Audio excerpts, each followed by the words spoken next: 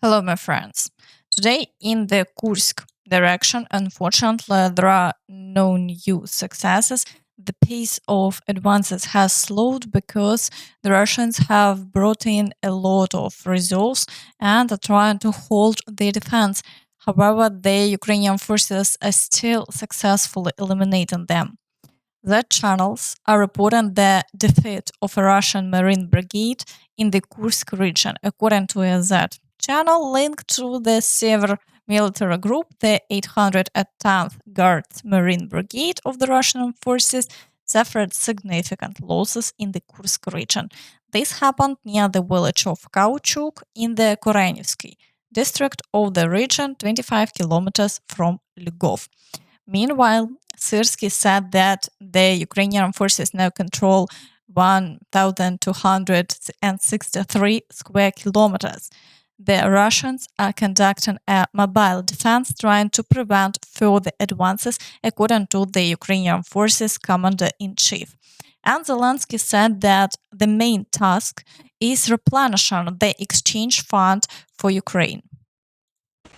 Голубком доповів по оновленнях на Курському напрямку. Ми досягаємо визначених цілей. І пріоритет, як і раніше, це поповнення обмінного фонду для України. Meanwhile, the Russians continue to advance in the Pokrovsk direction. Just yesterday, we talked about how they moved nearly 3 kilometers closer to Svatove. I think many noted that the village of Ptyche is practically surrounded. Late last night, the Ukrainian forces reported that the village has essentially entered the gray zone, with Russians already spotted there. Their losses are huge, but the advances continue almost daily. There are also battles for Novogrodivka, then Mikhailivka and Vozdvizhenka. The Russians made slight progress near Grodivka yesterday, and there are reports of heavy shelling. Regarding Mirnograd, the shelling is intensifying every day. The city is practically closed because it's dangerous to stay there.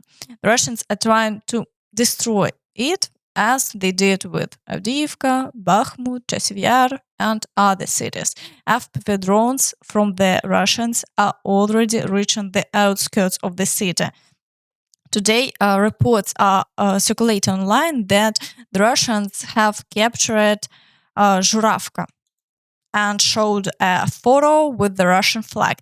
In reality, they took control of the village several days ago, which was confirmed on the map. So for now, the situation there remains unchanged. In the Toretsk direction, the Russians continue their assaults on Lipivka, pushing closer to Toretsk with ongoing battles for Pivnichne. The shelling remains intense, but there have been no changes to the front line in the past day. However, the Russians are raising their flags in New York and sharing videos claiming another town has been captured. In the Chasiv Yar direction, the Russians are assaulting Ivanivske and Andriivka. Despite continuous shelling, the Ukrainian forces are successfully repelling all attacks, and the front line remains unchanged. In the Siversk area, Russian forces are attacking near Verkhnyo-Kamensk, but they haven't achieved any new successes, and the front line remains unchanged.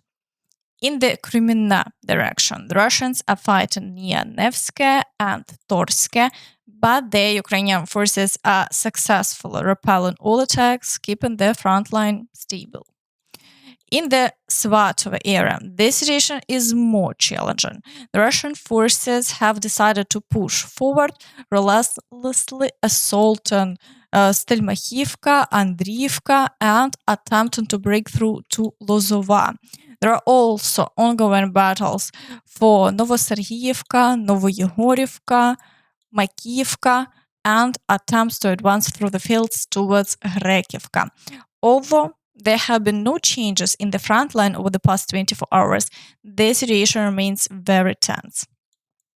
In the Kupiansk direction, fighting continues for Sinkivka, and further south, the Russians are attempting to break through to Glushkivka and Kruglyahivka. However, they haven't achieved any new successes in the past day. In the Kharkiv direction, Russian forces are unable to make any further advances. It's clear that their progress has come to a standstill despite bringing in additional reserves. All attempts to break through to the village of Lipty have been unsuccessful. Similarly, their attacks in Vovchansk are yielding no results. The Ukrainian forces are effectively neutralizing these efforts, and the front line remains unchanged as before. In the Kurakhove direction, the Russians have still not managed to fully capture Krasnohorivka and have now started regrouping. No new battles have been reported, and today the only attacks are near the village of Kostiantynivka, but there are no changes along the front line. In the Vuhledar direction, fighting continues near Vodyane and Vuhledar with ongoing shelling along the front line. However, the Ukrainian forces are holding the line and the situation remains unchanged. In the Zaporizhzhia direction, there are still no new clashes reported. However, if heavy fighting begins here, the Russians will have to pull in reserves, but as we already know, they definitely won't be pulling them from the Pokrovsk direction. And according to the latest information, reserves have already started arriving in the southern occupied territories of Ukraine from deep within Russia. Meanwhile, our partners are once again behind schedule in delivering air defense systems to Ukraine. Ukraine's allies are struggling to meet promised deadlines for delivering air defense systems, according to Bloomberg. Specifically, at least 5 additional long-range air defense systems were expected. Sources say that the promised deliveries might not happen until fall, just when Ukraine expects a resurgence of Russian attacks on critical infrastructure.